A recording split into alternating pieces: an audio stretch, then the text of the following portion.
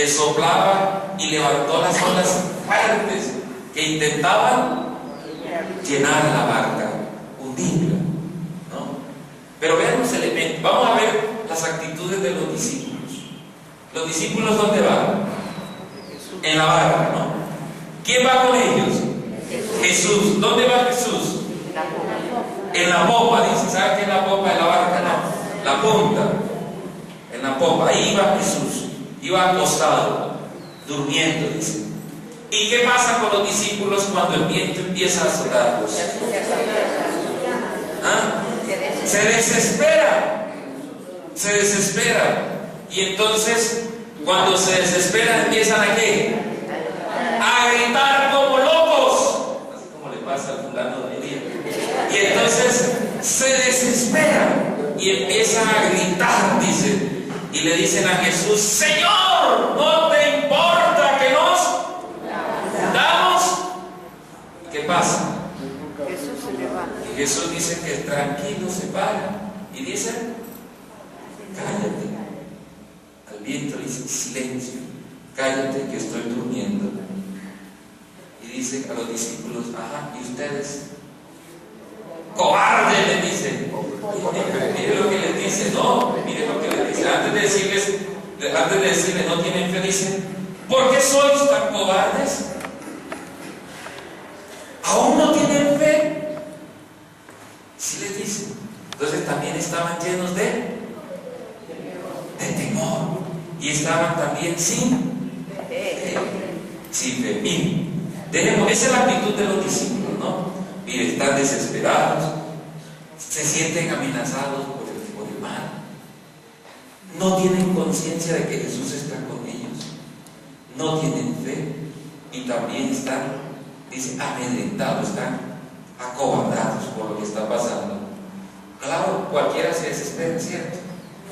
Cuando está en el mar y las olas cubren la barca, ¿usted no les ha pasado?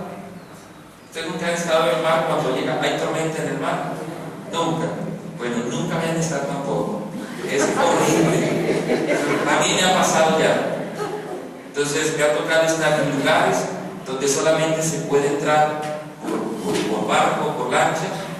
Y entonces la última vez que me tocó ir a una comunidad, y entonces en Colombia, y me llevaron a predicar y me tocaba entrar como 40 minutos en el mar, y resulta que llegó el agua y empezó a levantar olas inmensas.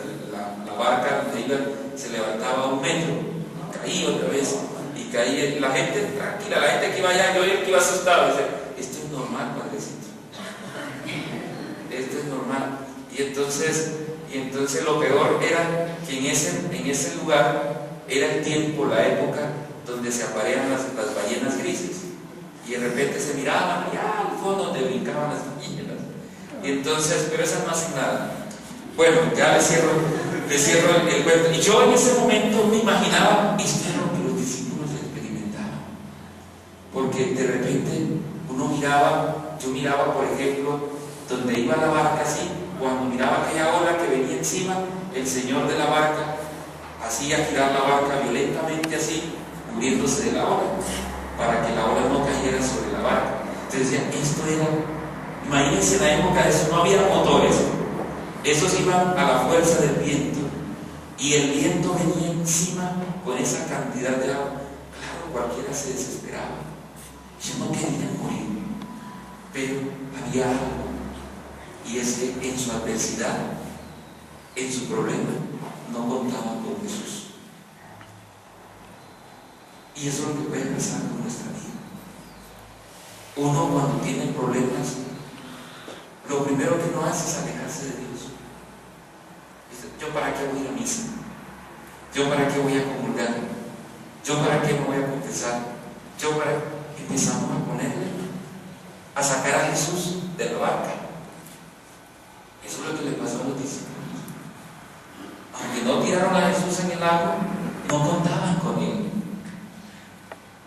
No sabían, no, en medio del temor, en medio de la desesperación, no se daban cuenta que había alguien que tenía la autoridad sobre esa adversidad.